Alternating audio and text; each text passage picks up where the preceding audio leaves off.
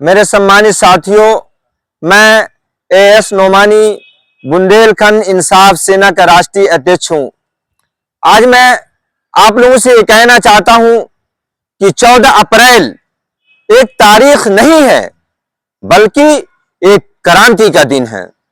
एक समानता का दिन है और एक न्याय की गूंज है।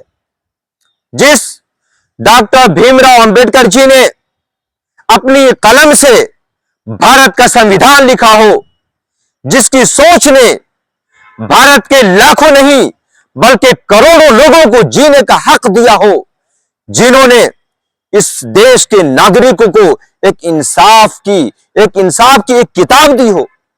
जिसकी जयंती पे आज लोग लाखों नहीं बल्कि करोड़ों रुपए खर्च तो करते हैं, उनकी जयंती तो मनाते हैं, लेकिन उन्हें पूरे तौर पे फॉलो नहीं करते। डॉक्टर भीमराव अंबेडकर जी ने यह बात कही थी, देश के बासिंदों से, देश के नागरिकों से यह ऐलान करके कहा था कि शिक्षा शेरनी का वो दूध है कि जो भी पिएगा वो गुर्राएगा, वो दहाड़ेगा। लेकिन आज इस देश के नागरिक, इस देश के ओबीसी के लोग, एससी एसटी के लोग, अल्पसंख्यक के लोग जयंती तो मनाते हैं, उनकी रैलियां तो निकालते हैं, लेकिन उनकी बातों को आखिर फॉलो क्यों नहीं करते, यह एक बड़ा सवाल है। बल्कि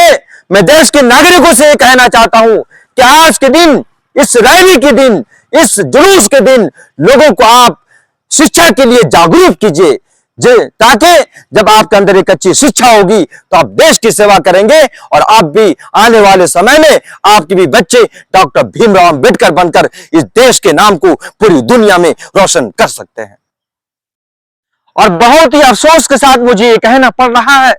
कि जिस अंबेडकर जी ने यह कहा था कि दुनिया आपको सब कुछ देगी लेकिन शिक्षा नहीं देगी, इसलिए कि शिक्षा ही एक